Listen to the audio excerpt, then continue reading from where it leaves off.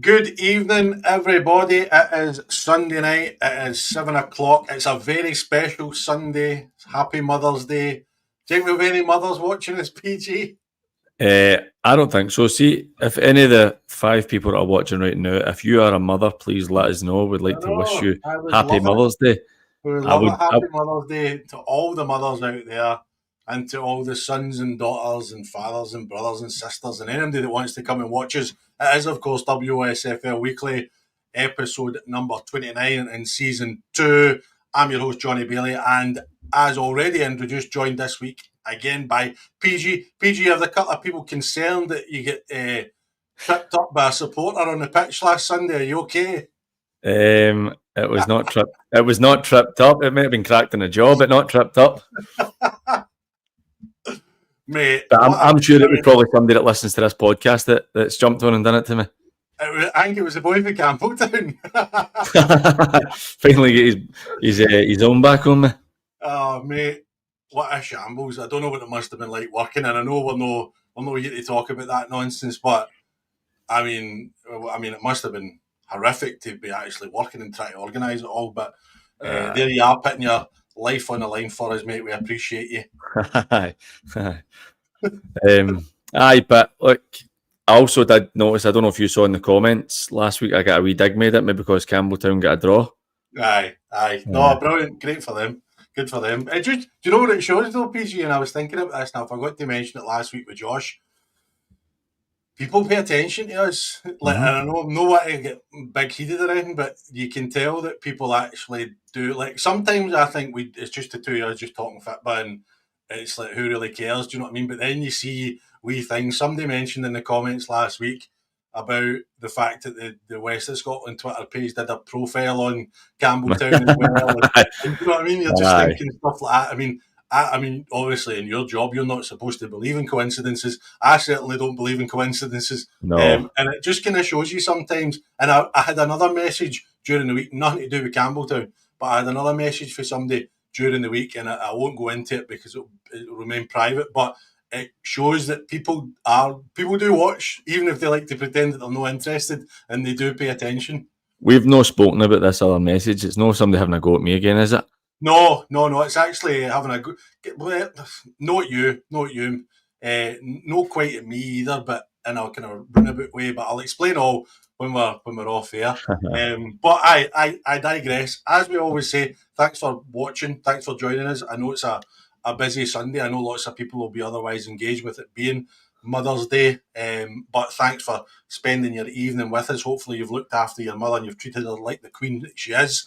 And you can then come and spend an hour and a bit with PG and I as we dissect all the West of Scotland action. A full league card this weekend, PG. It's absolutely unheard of.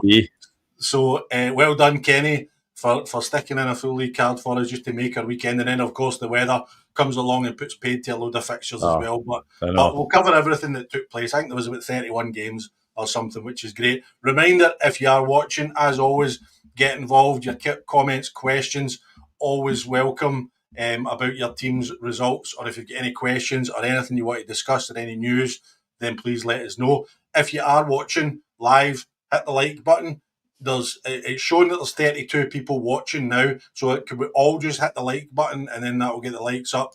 And then if you're rewatching, hit the like button and subscribe to the Pyramid Promotions channel. The guys that are doing the All Talk Scottish Premiership show are churning out some really good content, really interesting, and great to hear for those guys. So you'll get that video as well every week. And if you're listening on audio form, then download the episode, rate and review on any podcast networks. Just a reminder, we are sponsored by Roxburgh Insurance Brokers, by GLA Chauffeurs, and of course VSN Sport. And you can re-listen to this show on a Tuesday evening. On Monday. It's actually, they've moved it to Monday. Monday evening on East End Community Radio. So if you're driving about Tollcross or Parkhead and you want to listen to me and PG, then please make sure you tune into the guys at East End Community Radio, because they're great guys. They do a great job, and we thank them for supporting the show. Right, PG, we'll get straight into the Premier League. Let's go for it. I know, brilliant. Top 4, all win. Sounds fairly straightforward. I don't know if you caught last week's show with Josh. I basically we were talking about Auchinleck because they'd lost 2 in the bounce, and Cycling Chainsaw Chap and Craig were a bit kind of saying that they weren't playing well and it wasn't looking good and stuff like that. And I kind of said, look, they'll beat St Cadoc's on Wednesday or Tuesday, and they'll beat Rutherglen on Saturday, and then everything will be back to normal. And Josh was a bit like, oh, you sure? Are you sure? I says, no, they'll do it. And they have done it. You know what I mean? Yes. Good victory at St Cadoc's. They beat Rutherglen 2-0, fairly straightforward. And then everything's rosy in the garden again. Well, I think they were maybe flapping a wee bit because the noisy neighbours have been fantastic recently. Cumnock have been absolutely smashing it. And I think we're now at the stage where we can consider Cumnock title contenders. But before we go into them, we will talk about the Talbot. And do you know what I seen the day, Johnny? I actually seen a stat that Tucker yesterday took charge of his 990th game at the Talbot. So potentially Tucker's 1,000th game in charge could be next month in the semi-finals of the Scottish Junior Cup against Cumnock. So that is Cumnock aren't in the Junior Cup. That's what I seen today, but I just read what I seen. No, because Johnston Borough play Dundee. Hang on a minute, I'll go back and see if I can read this weekend, and then we've got Largs and we've got Buckinhaven Hearts that are the 4. Oh, sorry, no, Johnny, I've misread. It's either going to be the semi-final of the Junior Cup or it will be against Cumnock, depending on how the fixtures fall. So, sorry, I can't read properly. But that's what it is. So, how good would it be 1,000 games in charge against Cumnock? A potential title, no decider, but one that could have a big impact on how the season goes. I mean, it'll be amazing. And to think that you've got any manager at any level to manage 1,000 games for the same team is just unheard of. It's actually like you can't get your head around those kind of numbers. You know, I mean, I think I saw a few weeks ago Stuart Davidson at Largs reached 300 games in charge at Largs, which is an astronomical amount. John Hughes has just done 3 years at Vale of Clyde as well, so he'll be close to kind of 100-ish, maybe just over 100. But to get to 1,000, it's actually laughable, isn't it? I wonder if there's, is there anybody? How many managers do you think at any level have reached 1,000 games? I mean, that's insane. And to be Cycling Chainsaw Chaps just said some managers hardly get 1,000 days. That is very true. That's very true. And Tucker's just, he's unbelievable. And the fact you look at, we're talking about, you said to Josh last week, if they go and beat St Cadoc's, which they did 2-0, then obviously they get a 2-0 win against Glencairn yesterday. 2 results you'd expect them to win based on where the opposition are sitting, being the bottom 2 in the league. But see, when you've had a couple of defeats or dropped points in a few games, sometimes you get into that wee habit and it's a bit of a rut. So that's 2 good results for them that you'd expect, but 2 good results that they've had to go and get. 2 clean sheets as well. Maybe gives the defence a wee bit of confidence back as well, getting into their next set of fixtures. Aye, and next week they're in the West again. Next week they play St Cadoc's again. Next week away in the West, I think round 4.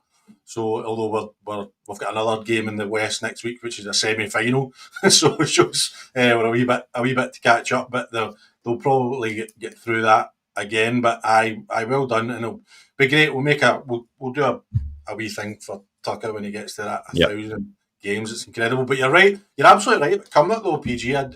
I was looking at the league table just before we started. They're now a point off Troon, level games. Talbot they're 2 points ahead of Auchinleck. Auchinleck have got 2 games in hand, which we've spoken about. But they've got to be asked, Josh, last week, and he agreed with me. They've got to be considered title contenders, and what a job it is for them to even get themselves into the conversation. Fantastic, because we've been I'd say we're probably quite honest in the sense that you say, even though they had a decent finish last season, I think I said it a couple of weeks ago when I was on, that we're talking about Cumnock finishing 7th last season and they're really happy with that because it's their highest finish in the new setup. But to me, that's not really good enough. That's mid-table. Cumnock should be aiming for better, considering they've had good money invested in the squad in the last 2 or 3 seasons. But you're really seeing it now. I mean, the fact they've only lost 4 games out of 20, I think that's really impressive. Joint least amount of games lost tied with the Talbot. It's been a really, really good season for them, and it would be great to see Cumnock, Troon and the Talbot going the whole road together to see how tight we can make the end of the season. Aye, and I think getting into the final, of the South Challenge as well has given them a real boost. I saw on their social media they were talking about organising buses and stuff like that to go through to that. So hopefully they can go and win that and do that for Ayrshire. I did actually hear from someone who was at the game yesterday that said that it was one of the all-time worst refereeing decisions yesterday during that game, and they've not told me what it was because they said it was that bad that we would just have to watch it.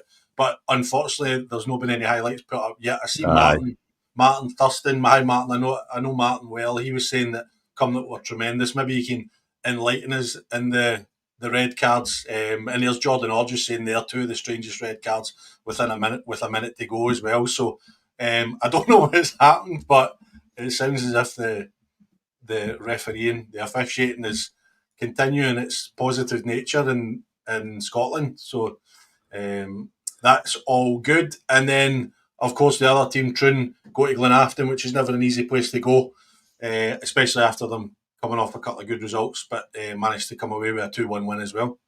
Aye, that's a really good win for Troon. They needed that because they've been a bit hit and miss recently. And I know they'd beaten Drumchapel in penalties and drawn with Drumchapel the week before, so they've not had a lot of great results. And I feel like they needed that win. It was really important because if they continued the dip in form, then we're talking about Cumnock, we're talking about the Talbot. It's really tight at the top of the table, and you can't afford to drop too much. Particularly, like we're saying, Glenafton have beaten the Talbot and had a couple of good results. They've shown signs. I was speaking to Lee Duncanson the other week there at Glenafton. He was telling me they've started to get a lot more players back. So I think that's why you're starting to see the results turn in their favour. But aye, great result for Troon. The top four winning. And you know, I'm really pleased to see it.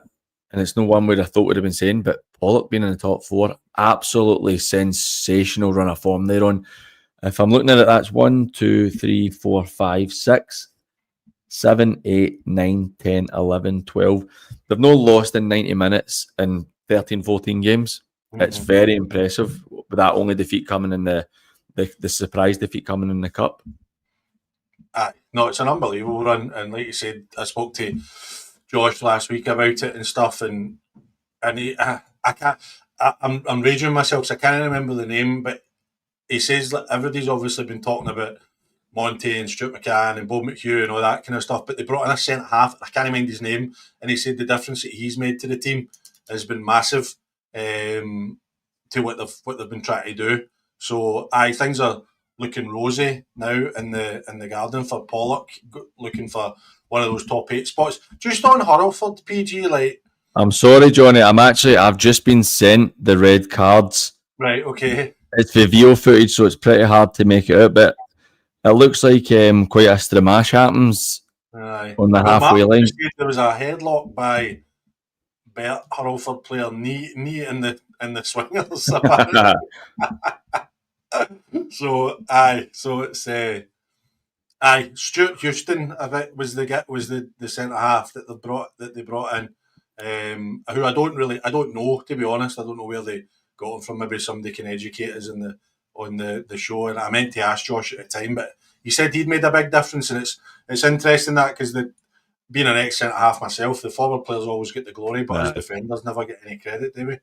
That's the old adage that strikers win your games, defenders win your league titles, and I completely agree with that. See, Pollock defensively have been really sound. That's how you look at the top teams or all the best defensive records, which generally does happen, but it's hard to break a team down and beat them if they've got good centre halves, and I think that's something that we're looking at Pollock there, something they've missed since kind of the Lowe's Gow and Lowe's Big Scotty Forest and stuff like that.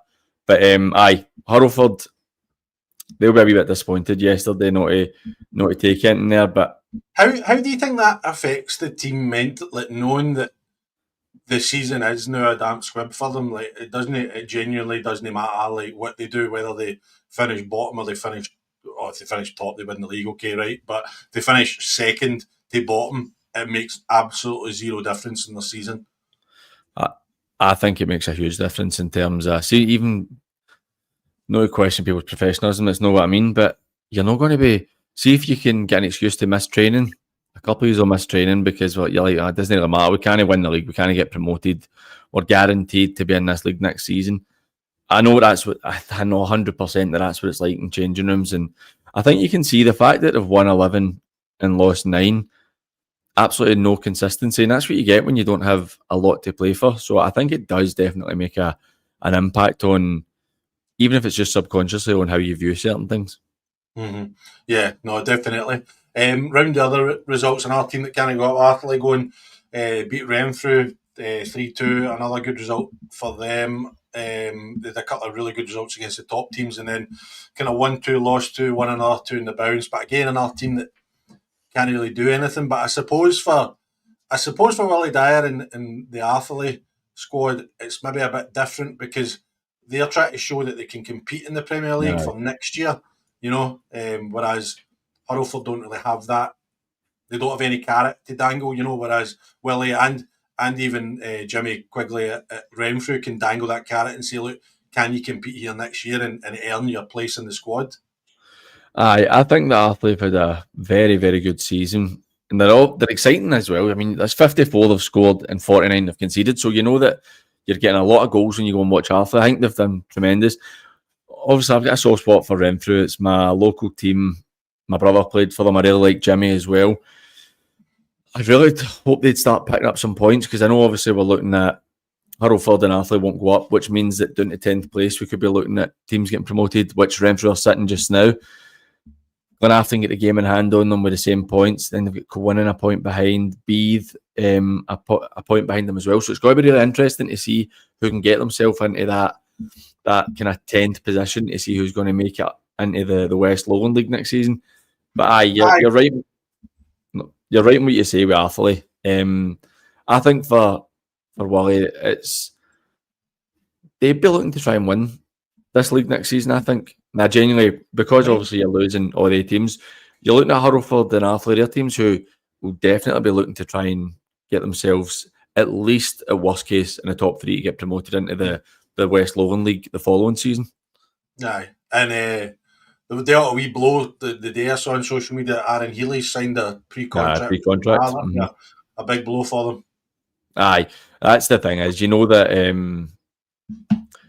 Tiff and Ginge are going to be looking about that market.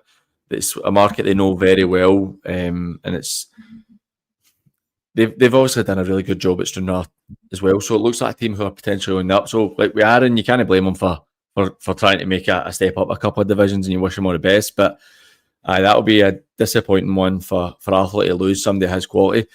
And you know what it's like at this time of year. This is when you're starting to try and get everybody signed for next season, and it can be a bit difficult. But I suppose, Johnny, what's your view on it, having been involved in management and stuff? See, for Artley and Hurlford, knowing that they can't go up, do you think that gives them a better position to be in a sense, for next season, already looking to say, well, we're going to be in this league, we're going to be pushing to try and win it, come to us next season, and they know whether they're kind of going to be? Well, I think it's two different scenarios, PG, personally, because Artley were never going to go up, whereas Hurlford were trying to get there and couldn't get over the line in terms of the hoops that they had to jump through for the licence.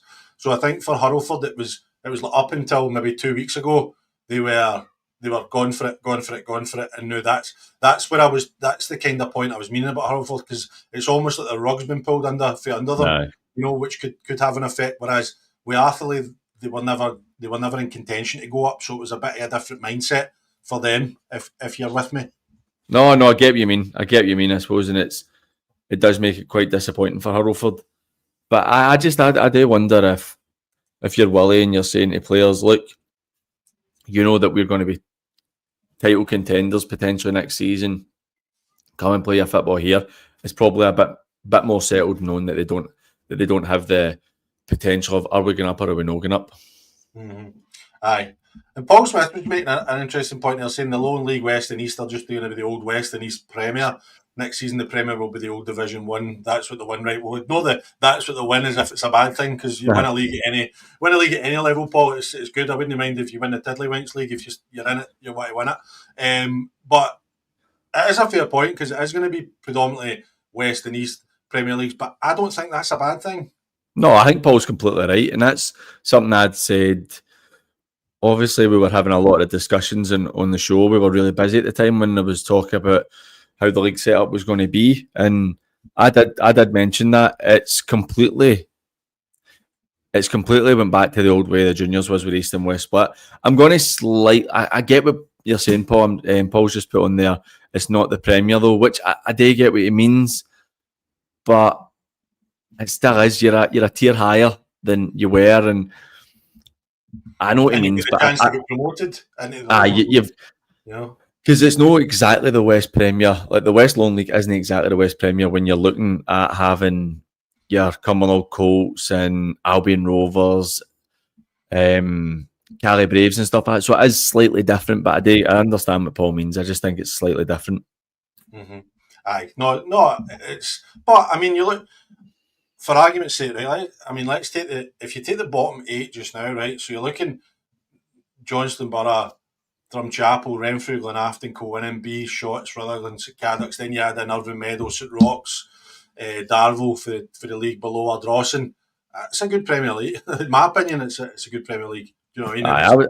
Clubs that have got aspirations to move on and progress. So, no, listen, everybody's entitled to their opinion. It's what we love. And thanks for your engagement, Paul. It's always good to hear from you. But just touching in the last 2 results, Johnston Borough beat St Cadox 3-1 and Drumchapel take care of Shotts 2-1. We've no Jones since Johnston Borough went in that disappointing run where they lost 3-4 in the bounce.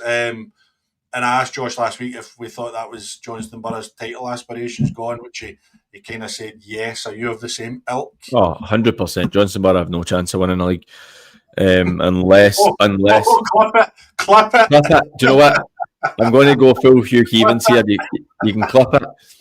A team who have lost 7 out of 17 are not going to go and win 13 out of 13. Now, clip it. If I'm wrong, congratulations to the Borough for a tremendous end to the season. But I highly doubt I'll be wrong. I think they've had a really disappointing season, and I wonder, without having any knowledge or speaking to anybody, I wonder what the club view this season as. Top 8 is obviously promotion is the main thing, and I think that if they get that, which I think they definitely will, then it could be considered a successful season.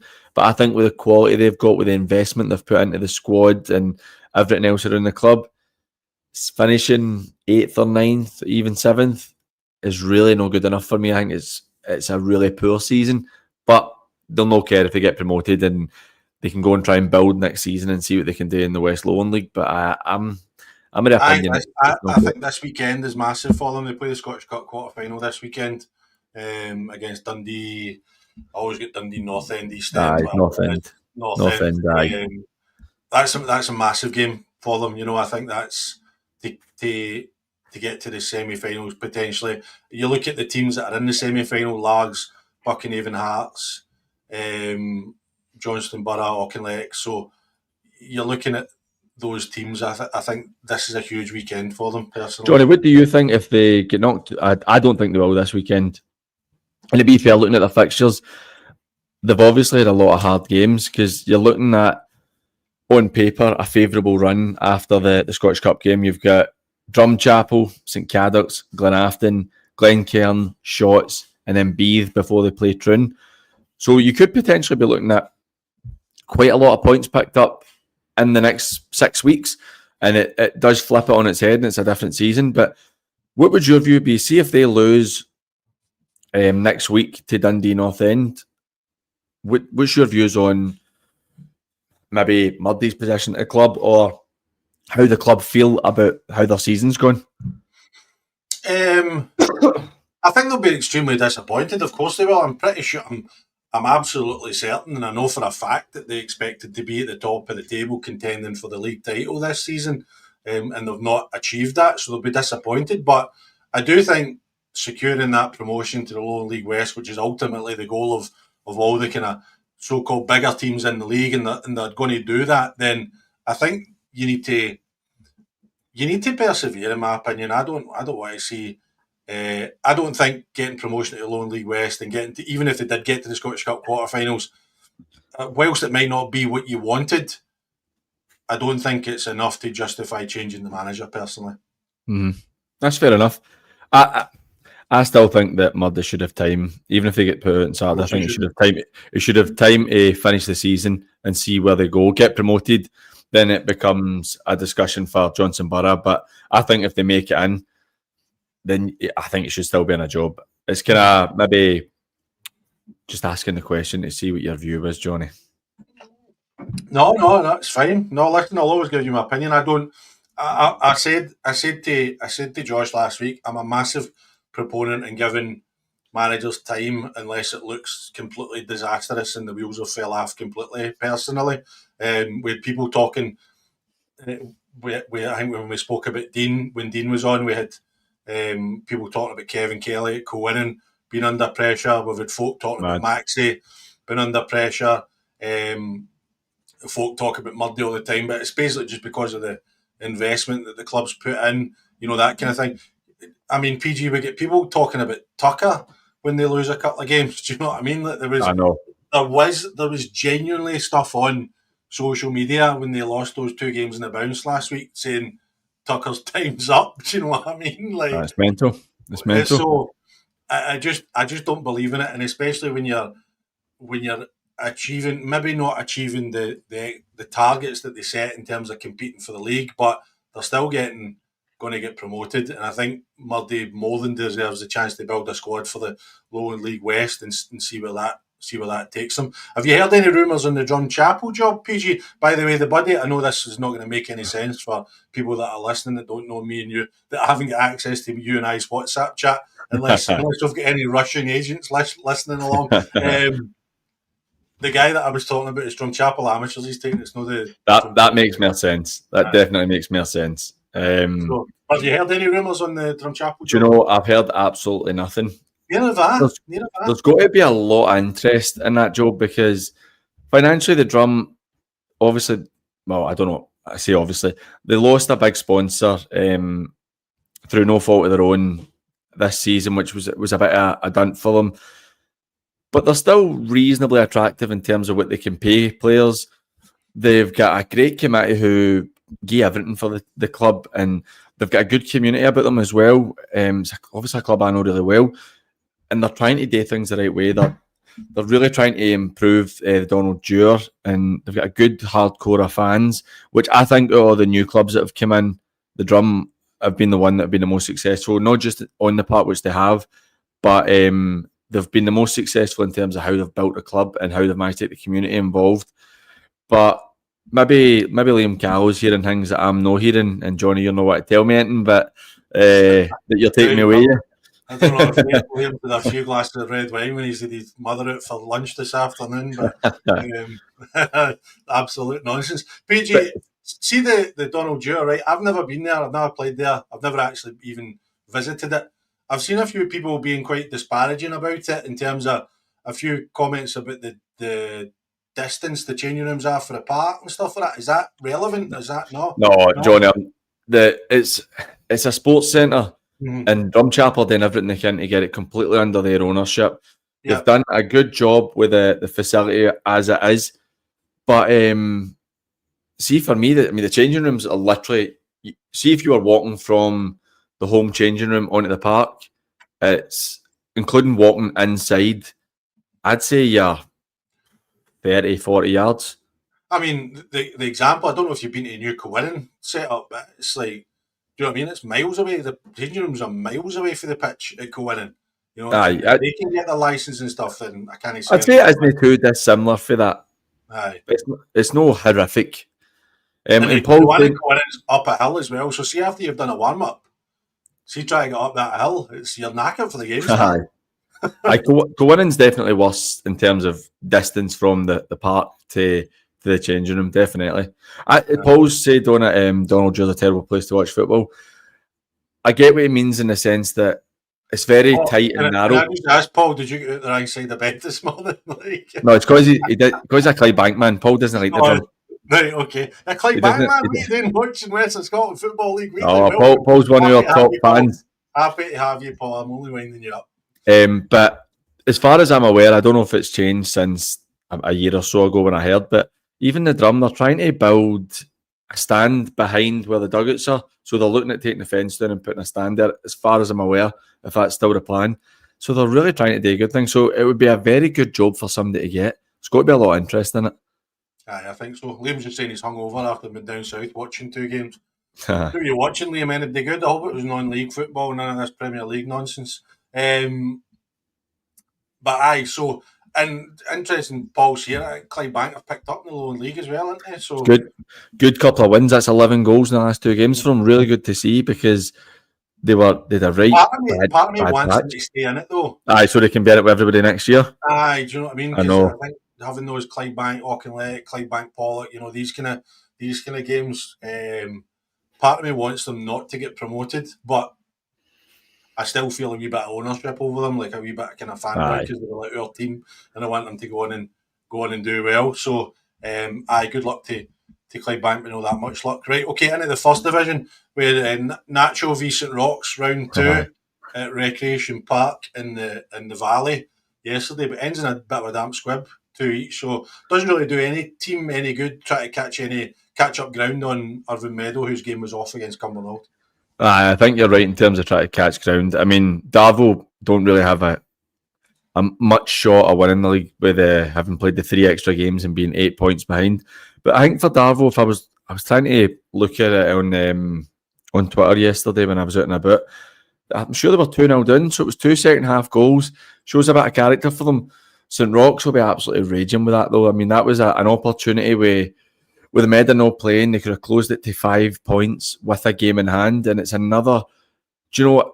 I don't mean this to sound like I'm having a go at the Rock, right? But it's the most Rock thing in the world today. I feel like every year the Rock have this great run and they're right in it, and then they just kind of make a few mistakes and drop points here and there, and they never seem to have that bit to get themselves over the line. So it's really disappointing to see, but they're going to get promoted, and I've said it many times, I'm really looking forward to having the Rock in the top flight next season. Aye. Do you know something? Actually, I watched on YouTube an interview with Kendo that the Rock had put on their social media. Like their social media is excellent, to be fair to them. But I watched an interview that he'd put on the YouTube, and I don't know Kendo at all. I've never even spoken to him, but I liked him, man. I liked to cut his jib. He's honest, isn't he?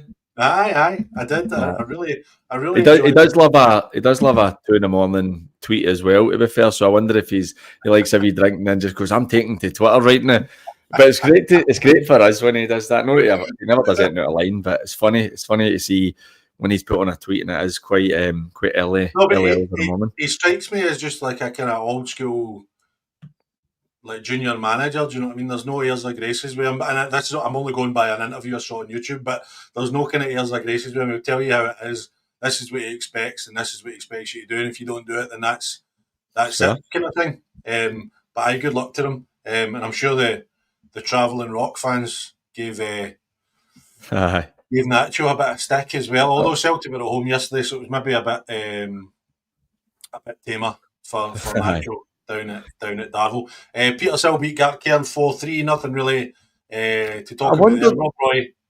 I wonder though, Johnny, Gartcairn seem to be scoring some goals, and I think they're maybe due some points. I mean, I know they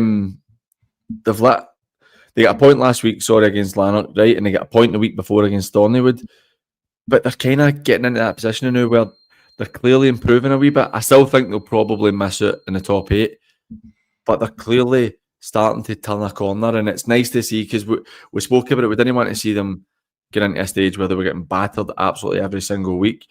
And Petershill will be absolutely delighted, because they've obviously had a really, really bad season, and that's a much needed 3 points for them. PG, I don't want to see Gartcairn get promoted personally. I think they need to just stay where they are and try and get a team together for next year to compete in the first division. I think going up to that Premier League would be... That'd be horrible for them. Yeah, if they're going, things are going the way they're going just now, I don't think it'd be a good move for them. Excuse me. Rob Roy draw 2 each with Vela Clyde. Like I said, John Hughes 3 years at Vela Clyde. What a job he's done. But Rob Roy again flying high at the top top end. Well, of the table. that's another one. We're talking about Darvel being 2-0 down and pulling it back. That was the same way with Rob And it'll Roy be like yesterday. we're going to 10 men though for most of the second half. So, but it's you're talking about John. I think he's done one of the best jobs a bit in the setup. Couple of promotions, and now he's got a team who are probably going to get promoted again.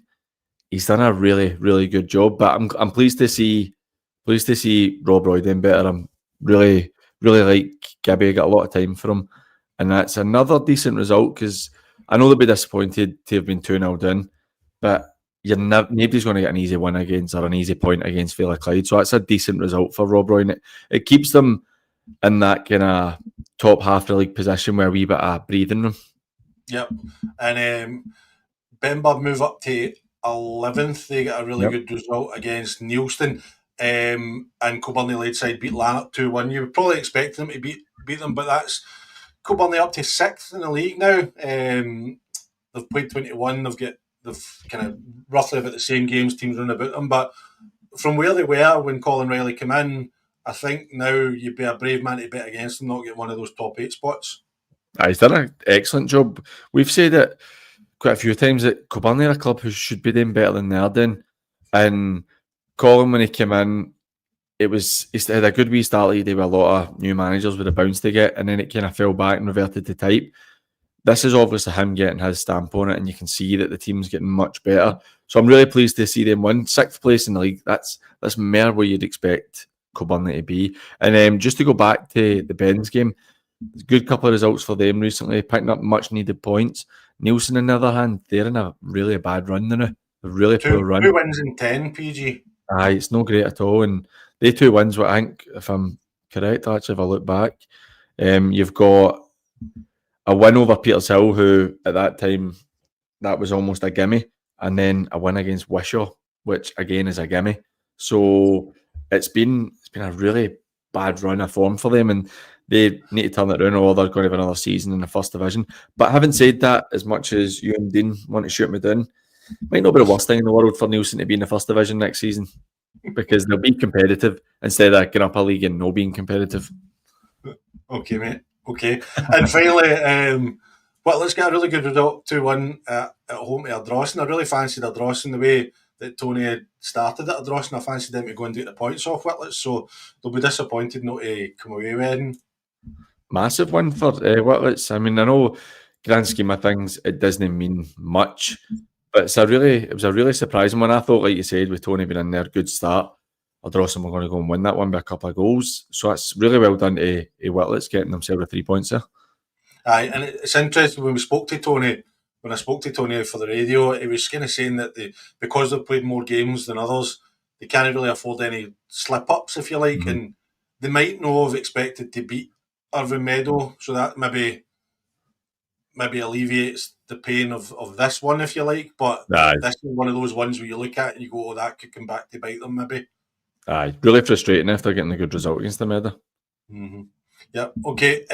Into the second division, quite a few games off, but I think for me, I'll start with my old team, Maybole, beating Greenock 4-1 at home. I would say is probably result of the day. They just needed to get rid of that Deadwood at Maybole, and then they really start picking up results after that. I mean, that's 2 wins at the last 3, and that's a great result for them. I don't know what's going on at Greenock. They've seemed to have hit the skids a wee bit recently. No picking up many points at all.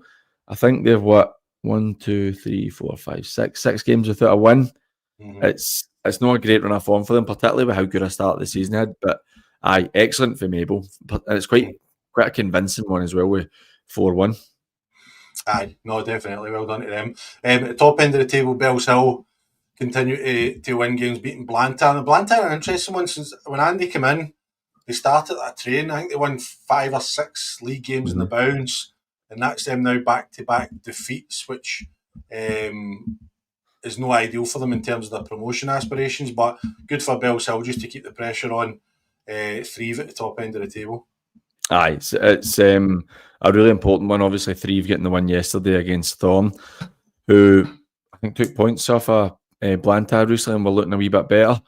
But Blantyre, granted, the 2 defeats they've had have been to first and third in the league. So it's maybe a bit of context around it, but they need to be careful that they're only 5 points above the 8th place. So they would like to be looking to try and pick up some more points just to cement that promotion spot, which I still think they'll get. Mm-hmm. But you don't want to be leaving it too late in the day, because you know when you start getting into midweek games and guys are working and stuff, that's where you get funny results. Aye, no, definitely. And he touched on 3 there, beating Thorn 5-2 and Les Mahigo, who appear to have changed into 4th because they've got the 4th badge there. Beat Cali Locos 6-3, so good game for the neutrals there. Good West of Scotland game there. Aye, and it's a result you'd expect. Cali Locals, Stevie's having a really tough time there. That's been quite a while he's been there, and they've hardly won a game. I think they've only won. Somebody will need to correct me, because I know I'm wrong, but it's going to be something close to it. I think they've only won something like 4 or 5 games in the best part of a year. So it's no an encouraging period for the club, and we know they've not got any money. They don't have much fan base. They've got a lot of followers on Twitter, but it doesn't convert to actual fans. So it's a really tough spell for them. Aye, and Kenny's just saying there's a midweek game this week, Greenock v Cambuslang. I forgot to mention Cambuslang losing 2-1 at home to Larkhall. Cambuslang in a really good run of form, so they'll be disappointed with that one. I think that's the first defeat in 5 or 6 or something for Cambuslang, but they'll be disappointed with that. That's what Larkhall are like, but I mean, I've said it loads of times. Larkhall will go and take 3 or 4 off Bells Hill and then lose by 2 or 3 to 4th. You know what I mean? That's the kind of team there. They're so hit or miss, but there's definite quality in that Larkhall team.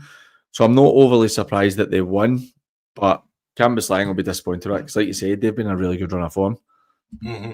Yep, and just finally, just to touch on 4th, Jerry Ward signed a new contract, a new 2-year contract, and they've been teasing a big announcement over the last couple of days, but they haven't announced it yet. I was just checking there just to see. I don't know what it could be. I know, I'd seen that. I was wondering myself. If anybody's got any insight. See, do you know what? I think it's good. It's good that they've. I know on paper you're looking at it and saying, well, they've won 1 out of 21 and didn't have a great season last year. It's good that they're getting Jerry time, because there's obviously more issues behind the scene with 4th, and obviously geographically where they are, it's not the easiest place to attract players, and hopefully it can pick up for them next season when they're kind of in a more competitive environment for them.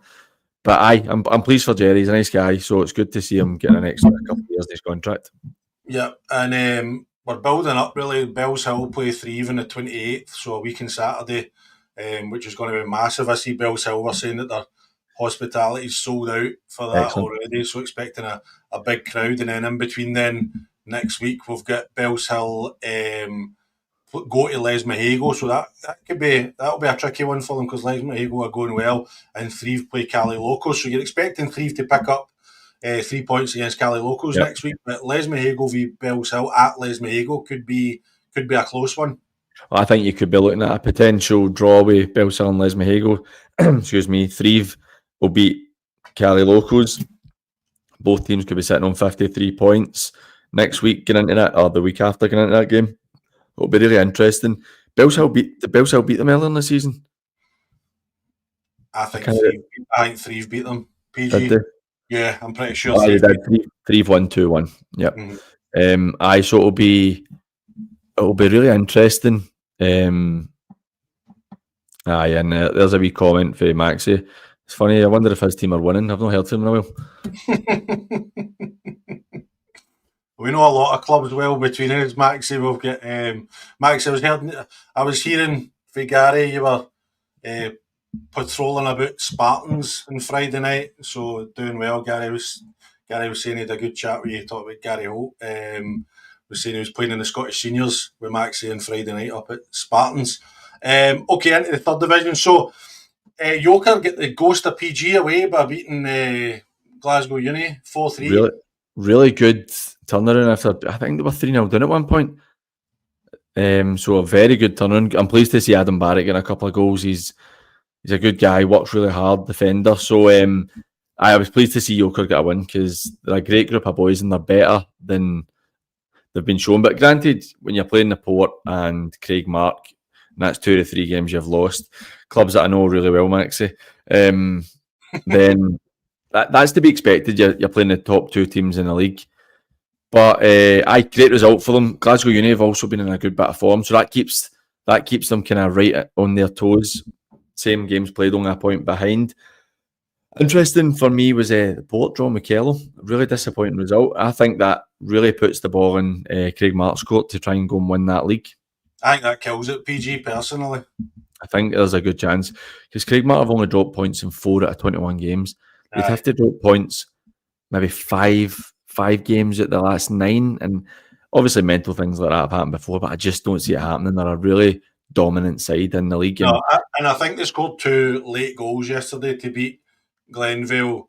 And as I said to Josh, me and Josh kind of went through the leagues and picked our winners, and I said Craig Martin. The reason that I said Craig Martin was because they know how to win games, and yesterday is a prime example of it. And with Port Glasgow, they couldn't really afford to drop any more points, and the fact that they have done means it's 3 points of a gap. Craig Mark have got 2 games in hand. Personally, I think Craig Mark have just got too much about them to let that slip. The only way I could see it is if Knightswood can continue a really good run of form.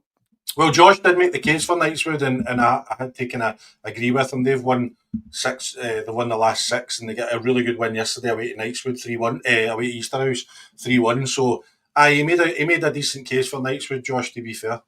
Well, the Knightswood have got the Port in 2 weeks, and they seem to have the Port's number in the last 3 or 4 fixtures against them. Interestingly enough, though, see if Knightswood can put a bit of pressure on Craig Mark and keep it really tight. They play each other the second last game of the season. That could be a potential title decider. So that'll be a really, really interesting game in May, and it is down at Craig Mark. So I imagine that they'll turn out in decent numbers for that down there, because they're a club who they get kind of the locals come out, but when they're doing well, I imagine that there'll be quite a decent turnout for it. Aye, no, definitely. Friend of the show, Dean Keenan, will be disappointed with losing 3-2 away to Fanat yesterday. I think Fanat are a funny team. They've got a wee bit more stability about them now, where after Danny Simpson left, and it was a wee bit up in the air, but Brian's kind of back in. They've got a wee bit more stability, so they're obviously getting a bit better, but I'll be really disappointed. That'd have been a good opportunity to go into 4th place. Granted, Glasgow, Uni and Yoker and Ardeer and Dorai all have games in hand, quite a few games in hand, but the points on board are what really matters, and I still think they'll have enough to keep themselves. I still think they'll have enough to keep themselves in the hunt. And I tell you what, I'm going to actually out him here. What a comment that is for Big Banksy. He's a player of Craig Mark, and he's coming on here saying sealed promotion as well yesterday. Well, Banksy, I hope you're right, mate. But you've put it's official. It's actually official. Is that it? Well, there you go then. Congratulations, Banksy. Well done. I haven't even looked at that. You've finished top 8, Banksy. Well done. I'm only with you. I hope you well, big man. Love you to bits. But what were we touching on there? Girvan, I'd be disappointed with that. And then, speaking of horrible places to go, Springburn Synthetic is one of the worst I've been to be fair. Absolutely atrocious place to play semi-professional football. And then the final game, Glasgow United beat St Anthony's 2-1. Do we think Glasgow United can sneak into the top 8? No, I don't think so. I think that they're actually, see, when they're on it, they're not a terrible team, but they don't win enough games for me, and I think that teams about them. You look, Glenvale are starting to pick up some results. I know they're only 3 points ahead and they've played 3 games more, but they're running Craig Mark close, beating Yoker. They're starting to show a wee bit of determination to get themselves in. Fanat are picking up again as well. I just think that it might be a wee bit too much for Glasgow United to make themselves get a final push into that top 8. Aye, I mean, I think I've said for the minute I started doing this podcast, PG, that they're the hardest team to work out. Aye.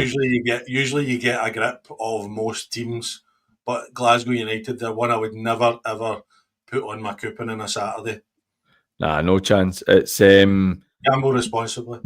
I actually think that the top 8 right now is likely to be what the top 8 finishes as. I just feel that the teams that are there just now, obviously, Banks is correct in saying Craig mark her up, so there's 7 points to go for it, 7 places to go. The Portland Knights would guaranteed promotion. I think Yoker, Glasgow, Uni, and Ardere and Dorai, because of the amount of games they've got, they'll get it. And I can't see Girvan throwing away the position there in either. I think they only need another 3 wins out the next 6 games, which they're capable of. So I just can't see anybody breaking into that top 8.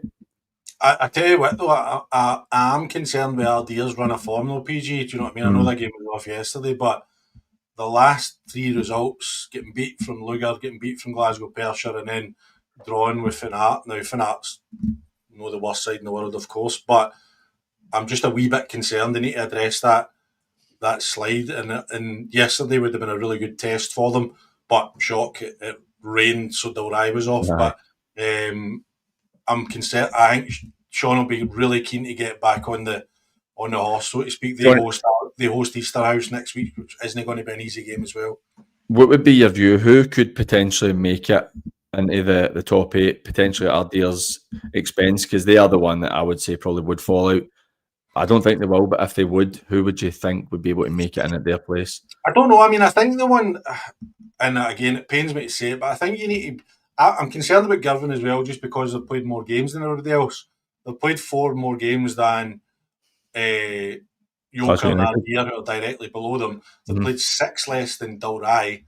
1 less than Finnart and Glenville down in 9th and 10th. So that might save them a wee bit, that kind of thing. So I think you could be looking at, I would predict you're probably looking at Girvan, Finnart, Glenville, maybe scrapping about for that last 8th spot.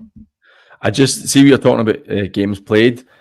I know Ardere on a really poor run just now, but they're 3 points clear of Finnart with 3 games in hand. Well, no, listen, I think they'll get. I think they'll get. No, I know what you're saying. I'm just concerned about their form. I get what you're saying. I think that see if they win one of the 3 games, and then it becomes 6 points, and you've only got maybe 5-6 games left. I don't really see Finnart or Glenville being able to go and win 5 out of these 6, and I think that's maybe where it becomes too much for them. And with Dorai, I don't think there's any concern for them.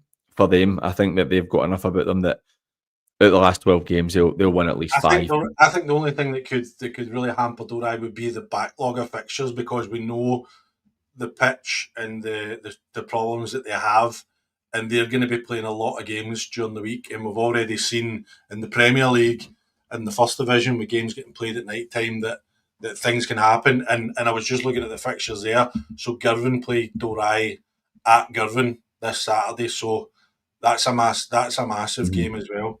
Aye, I think so. I'm just actually having a wee look. Ardere get Easter House and the Ants in the next 2 games. See if they could come away with 4 points in the 2 games. That puts them in a really, really good position. But then they've got Port Glasgow and Yoker. See if they don't beat. I could see them losing Easter House, but see if they don't beat both. If they don't get at least 1 win out of the 2 games, and then they go into the Port Glasgow game and the Yoker game, then they're in a bit of bother, because it's Glenvale and Kello after that, 2 teams about you. So they have got a tough run in. No, definitely. Okay, mate. Into the 4th division now. We'll start with some news that broke just after we'd finished recording. In fact, it was on Monday morning. Barry McColgan, the BSC manager, texted me the update to say that it's looking extremely unlikely that they will be continuing in the league next year. Massively disappointing for Barry and for the league as a whole. It's not what the league want. Obviously, we're looking at quite a few new sides coming in next season because of the change through the setup. To take away another team who is a reasonably established side in that 4th division now, a few seasons have been there. It'll be disappointing. I know they've not had a great time the last year and a half, 2 years, but it's a bit disappointing that it's come to that. And sadly, it's just a shame. I'm just wondering what the league are going to do. I wonder if they'll. I've got a feeling they might end up playing like a 12-team league or something next season just because of the sheer volume of numbers. I've not heard anything. That's just something that I think would make sense because you can't go and replace 9 teams with 9 new teams. I don't think that becomes a bit too much, and the standard becomes diluted. I don't mean on the park because you could easily bring in a lot of amateur teams who would be better than teams that are in that division. I just mean in terms of the setup and the background. Do you dilute the standard and just bring in purely amateur teams who might not be equipped? No, and to be fair, I don't think the league would do that, PG. I really don't. I think they're too diligent and they're too cognizant of the reputation of the league that they wouldn't want to do that. It was interesting. I don't know, did you see the stuff around the south of Scotland that came out from the league, that they've south of Scotland teams had applied to join the league, but they'd said no next year kind of thing. So, which I completely get, and I understand, and I think decisions like that. I know people maybe get on the west of Scotland, but I like the board at the west of Scotland. I think they've maybe made some errors over the years, but I genuinely do think they make the right decisions more than the wrong decisions personally. I think it's too easy to turn around and say, oh, that the board aren't good enough, the committee and that aren't good enough. None of us, or very few of us, have a real understanding of what it takes to try and run an organisation this size. So I do think they do a generally pretty good job. And obviously, I've been vocal on Campbelltown and stuff. But Campbelltown have got a good setup. They've got their own park. We're backtracking. Backtracking, ladies and gentlemen. Not at all. But with a team like Campbelltown, excluding the travel, they've got a good setup. They're well established. They're kind of community run. So they've got what they need in place there. See, if you start bringing in lots of new clubs, then it does dilute it, like I'd said. And on the stuff with the South, the West and the South, I believe, have got a reasonable working relationship, and they could damage that if they start accepting too many teams for the South League. But I also wonder, has the South had its time? It's because there's very, very little quality in that division, and they won't get any. We won't be just adding teams to make up the numbers, which we did think, and I think you're right about the South. It's always been I remember when I was playing. I don't know if it was the same when you were playing, but I remember when I was playing, and teams like St Cuthberts and things like that, they were good sides. Like they were a good game, but it seems as if the standard has been getting lesser and lesser at the minute, which is really interesting. So it's interesting that teams are wanting to move. I don't know how that leaves the artificial intelligence Saltire FC going down there. But it'll be interesting to see what happens. And like you said, I'm glad that Kenny's just reiterating there that they're not just going to add teams in to make up the numbers. But back to BSC, PG, really disappointing. I have said to Barry if he wants to come on the show at the end of the season and give the kind of full, as we say in the business world, PG, open the kimono and give us the full spiel about what's actually went on, because he's told me a lot of stuff. There's the Russian bots in, PG. I know. I'm literally just deleting the comment. I know, but he's told me a lot of stuff off the record about what's kind of been going on behind the scenes and stuff like that, and I've not obviously put it out there out of respect for Barry and the job he's doing. On the game yesterday, 2-0 to West Park, 0-0 at half time. He says it's a bit open, but the 80 odd minutes in, and West Park scored after 80 minutes. Their young keeper just didn't get enough on it. It was gutted. And then they scored 2 minutes later for a long clearance. They played well, matched West Park, but found it tough. They found it tough to break us down, but 2 chances, 2 goals. Game over. I think West Park have been excellent. That's 10 games undefeated, 8 wins, 2 draws. And they had a couple of wins before that. So I think they've lost in maybe, I think they've lost 1 in the last 13 or something.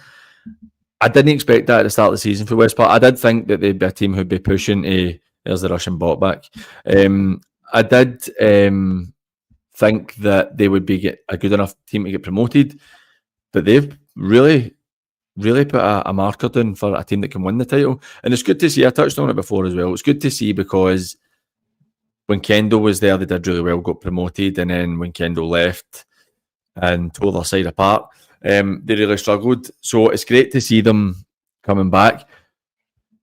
BSC, even though they've only won 6 games this season, they've been pretty competitive, and obviously based on what Barry said about the game at the weekend there, it's a shame because they're a lot more competitive after how bad last season was, but a really good 3 points for West Parton. They just keep the caravan rolling.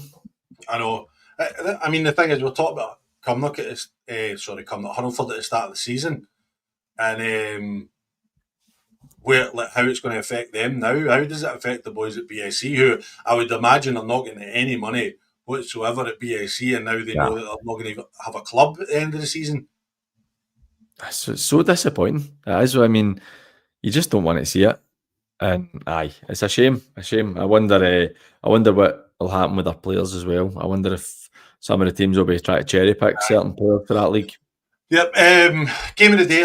I just wanted to touch on that just because it was newsworthy. But game of the day was probably East Kilbride YM against Vale Leaving at the top of the league. Again, ends in a bit of a damp squib, especially with West Park picking up points. A point probably doesn't do either team any good. Although YM are only 5 points behind with 2 games in hand, it's always a difficult one, that one, because you have to then win those 2 games, which is easier said than done. It definitely is. I'm not greatly surprised that is two of the best sides in the league, obviously, going up against each other. So a draw, it keeps it interesting. But West Park, like you said, they've opened themselves a 5-point gap. A good result for me, I think there was a couple of good results. East Kilbride Thistle going and beating Eglinton 4-2. That was a really good result because that's kept, I know they've got games in hand, but that's kept them right in the hunt to see what they can do. I mean, they're sitting 14 points back with 6 games in hand. It's a lot to make up, but they're really in with a good shout. I've been in there as well. And it'll be good to see West Parton, the 2 East Kilbride teams, and Vale Leaving fighting out. Royal Albert, another one, 3-1 against Carluke. Have completely ended any hopes that Carluke have got for me. But they've pushed themselves right into a position. Only lost 2 games this season. They'll hope that the draws don't come back and kill them. Mm-hmm. Yeah, no, definitely. And the final result, St Peter's beating Saltcoats 4-1. Saltcoats. We were talking about this last week with Josh, and I know this game was away yesterday, but I think the move to Winton might go against them. Aye, they've struggled a wee bit. Kenny was just saying, finally, after a barren run, 3 points on the board and some sanity in the Henderson household. It's actually going to be a really interesting fight for that 8th place. I think this league's quite similar to the 3rd division, where most of the teams that are in the top 8 are going to be the ones that will go up. Carluke need to really get their finger out because they're going to get pulled right back into it. Irvine Vicks as well, they can't afford to be dropping too many more points. I know their game was off yesterday, and I think that would have been 3 points against ROCHS, but they can't be brought back into it because you've still got St Peter's are hunting about, Giffnock are sniffing about, Saltcoats, if they can get over this recent run of bad form, then they're still in with a wee shout of that 8th place as well. Mm-hmm. Aye, definitely. It's going to get down to the wire. I think you're looking at the top 3 and then any 5 from the rest, to be perfectly honest with you.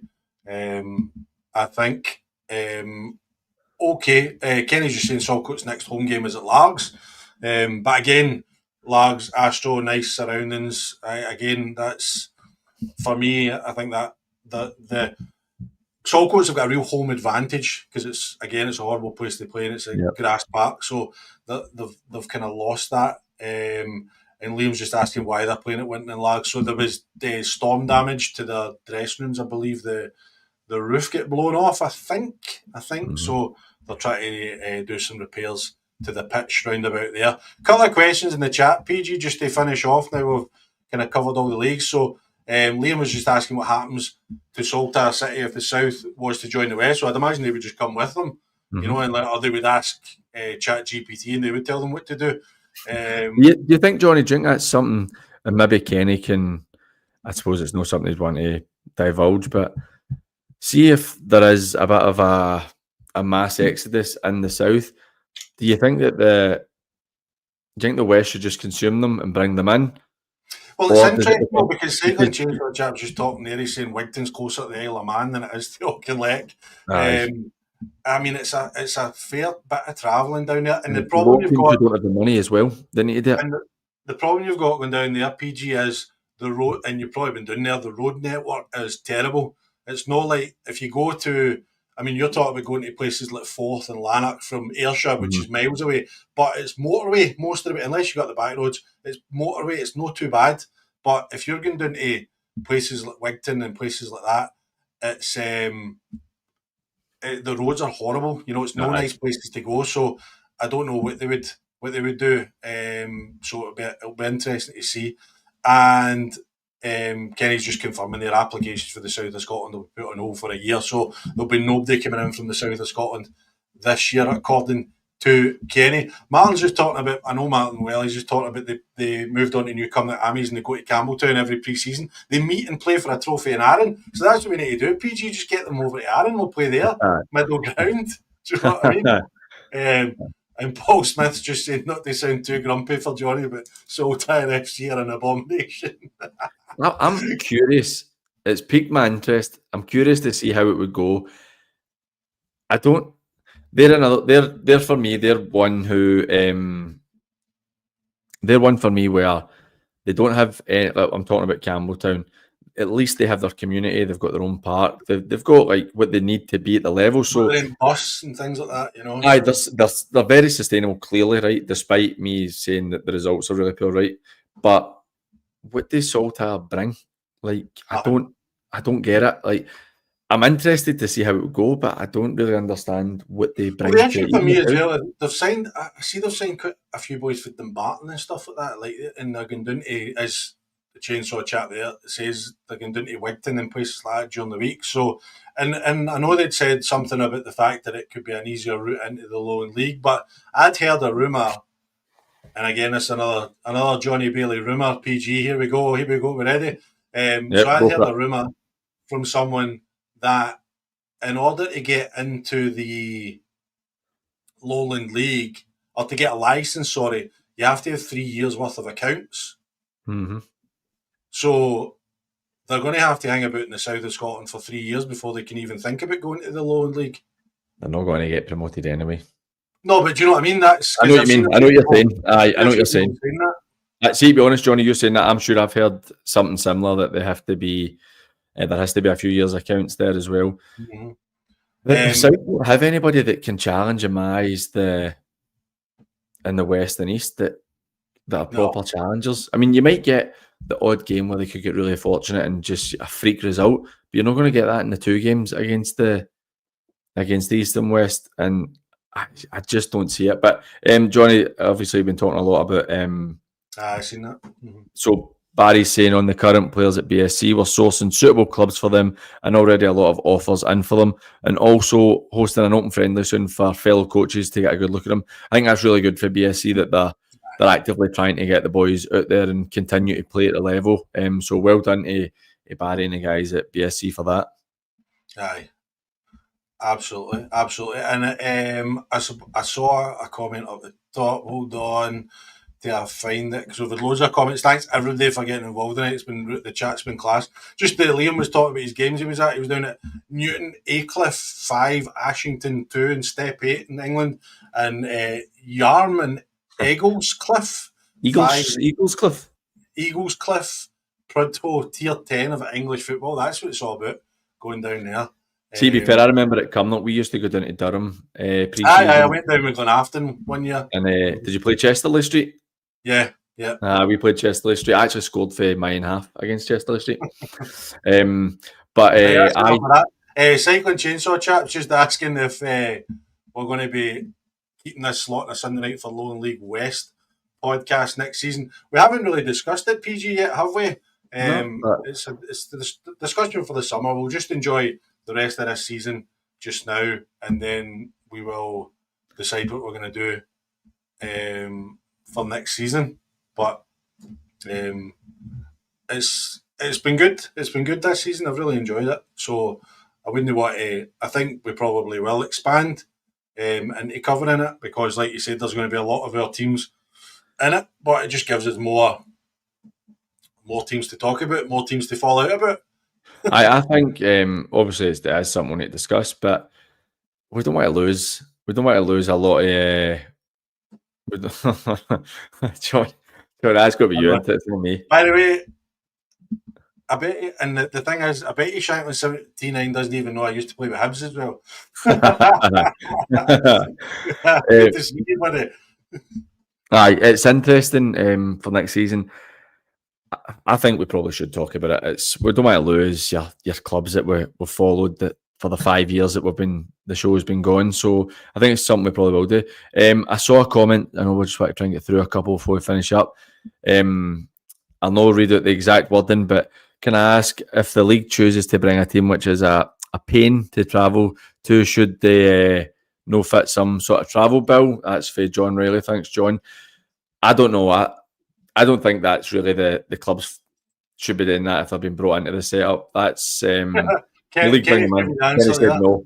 I don't think that should happen. I think that if a club's been brought in, they should not be having to fit any bill for anybody because they've been brought into the league and it's on their merits. Cycling Chainsaw Chap is, how is BSC related to the Lone League team? They aren't. So BSC was the original name of the Lone League team and they completely separated from BSC and became Broomhill. And then BSC decided to put a team into the west of Scotland, and that is the current team we have right now. Mm-hmm. Aye, no, definitely. Cool. And Paul Smith just saying, don't get me started not covering the Bankies this year. See, there you go. Maybe next year, Paul. You might be next year as well. I know, unless you get promoted, because we're not covering League 2 in Scotland. I can't be bothered with that. Definitely not. So, I don't think there's... again, going back to what you were saying about the travelling, I think we trust the board to bring in teams that are going to contribute to the league and that kind of thing. So, we've just got to go along with it. And you're going to be... If you're going to go up to Lowland League, League 2, whatever, that kind of thing, you could be looking at travelling up to Elgin and down to Stranraer and all these kind of places. So... at least you get a bit more money from the setup. When you're higher up, you're definitely bringing in more money, because I could be completely wrong, but I don't believe that the West of Scotland pay prize money for it, do they? It's not other than cups, so leagues you don't, but in like League 2 and up, you get money for being where you are in the league and stuff like that. So that could obviously mitigate some costs for you being higher up, which I think is the way it should be. But I think we need... Personally, there needs to be more media exposure to this. Do you know what I mean? I happened to turn on, was it BBC Scotland or BBC Alba, and they were covering curling for it looked like the local ice rink. Do you know what I mean? And I'm thinking, why? And I know they cover the Lowland League and the lower leagues in Scotland, and they cover the SWPL and things like that, but why are they not reaching? Because I think I saw there was over 1,000 people at Pollock v Johnston Borough last week. Why are they not, and they're not even giving any coverage to it at all. Do you know what I mean? And I know we're trying down here in Ayrshire with the local radio station that I'm a big part of, but there needs to be more. Right. So you look at we've got over 2,500 subscribers on this channel, and it shows that there's an appetite for this level of football. I think the league have made an absolute backside of their media stuff. I think that you've got guys like us, you've got Scott McPike, you've got a lot of really good media people involved at clubs. See if the league actually wanted to do something properly and have a proper YouTube channel, they could have it making good money for the setup, bringing a lot of exposure to the setup. But it just seems to be there's no an appetite from their end to do it. And I know if they did it properly, it would maybe hurt us. But I think that they're missing an opportunity to promote the game more, because I don't think they do enough to promote it. Individual clubs do their best. But from a selfish point of view, though, PG, they could use us.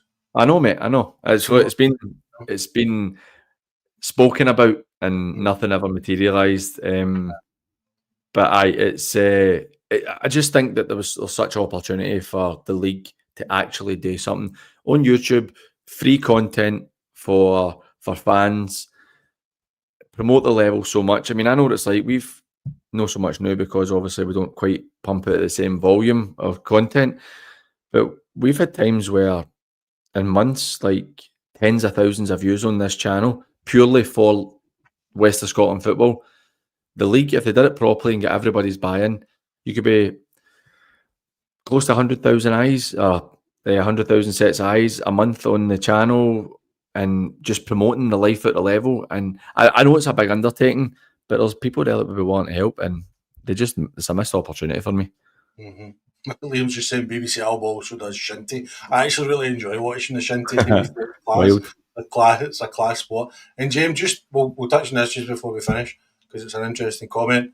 James just saying having decent grounds instead of cages for the park. Now, I do think that is something that I tend to agree with, but I think clubs need to work within their means, and if they can take advantage of a sports facility. But I do think it's something that we should look at like they do in the senior game. When you get higher up the pyramid, there's more kind of rules, if you like, that you need to have that. And I also think one of my bugbears personally is you should have a plan in place to have your own ground within 5 years if you want to join the setup personally.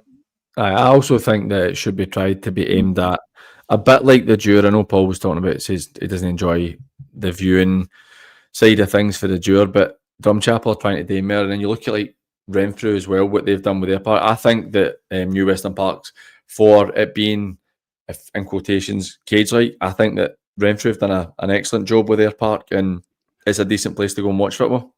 Aye, no, I don't think. I think places like Renfrew, I think, are absolutely fine. I think it's when you see the teams that, like we spoke about Springburn earlier and places like that. Do you know what I mean? They're not conducive to semi-professional football. Do you know what I mean? No. That kind of thing. And I think it's fine to be in the league in the lower levels, but if you're wanting to progress, you should have a plan in place to have your own. You should have plans for your own park. And Kenny's just reiterating there that they've visited new clubs and made them aware that fan experience is a must, which is great. So, like you said, we're talking up the board, and they seem to be singing for the same hymn sheet that we are, to be fair. Yep, definitely. Right, mate, good. Enjoyed that, as always.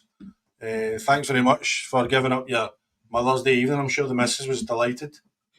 See, to be honest, Jonny, we've been together that long. She doesn't even like me anyway, so it doesn't make a difference. I thought you were talking about me and you been together that long. I know it's feeling that way. No, it was good, mate. It was class. Finally, John's just saying there about being club secretary for the Royal Albert and done the community asset for the club as well, which is great. Again, good stuff happening off the park at Royal Albert as well. I was saying to Josh last week, I seen assuming they're going to get promoted, which I think they will. They could be a club to watch over the next few years, I think. Aye. Definitely. I think so as well. I think that, I don't know, I just think they've got a good management team in place, and they've got time and they're trying to build it, so definitely. But I think we should give Cycling Chainsaw chap his answer to his question, John, because I'm curious as well. I'm ready. I'm not happy. We're under 4 again. Do you know what, right? See if there was one game that you would have looked at on Saturday morning and said, there's no way that is going to finish 0-0. It would have been Glasgow Pershore and Luga Boswell Thistle. I know. Cancelled each other out. Disappointing. What are they doing? So because of Glasgow Pershore and because of Luga Boswell Thistle, with 100 and because of the games being off, I know with 122 goals in 31 games, which comes out at 3.9. PG, that's the second week in a row it's been 3.9. So disappointed. I mean, I appreciate Cali Locals and Les Mejigo trying to bump the average up with a 9-goal thriller, but see if there's any managers watching this, just start attacking me, right? Don't worry about defending, just attack me and give us what we want, and that's a minimum of 4 goals per game every week. I know. Still not a bad return though. For 31 okay. Games, you get average 3.9 goals a game, but disappointing we can't get over the 4, but fingers crossed we can next week. Right, PG, top man. It's been good fun as always. It's been great. Thanks to everybody that has tuned in, that has got involved with your comments and your questions and everything that we want. The comment section was firing away tonight. It was absolutely brilliant to see. Brilliant. So thanks very much. Remember, just before you go, if you're switching off the stream, hit the like button, please. Let's try and get the like numbers up on the old YouTube. It's good for the algorithm. And subscribe to the Pyramid Promotions channel. If you're listening on audio form, download the episode, rate and review on your podcast networks. We are sponsored by Roxburgh Insurance Brokers, GLA Chauffeurs, VSN Sport, and you can hear us on Monday evening on East End Community Radio as well. Okay, until next week, I've been Jonny Bailey. He's been PG. Take care of yourselves and each other. Cheers. Cheers.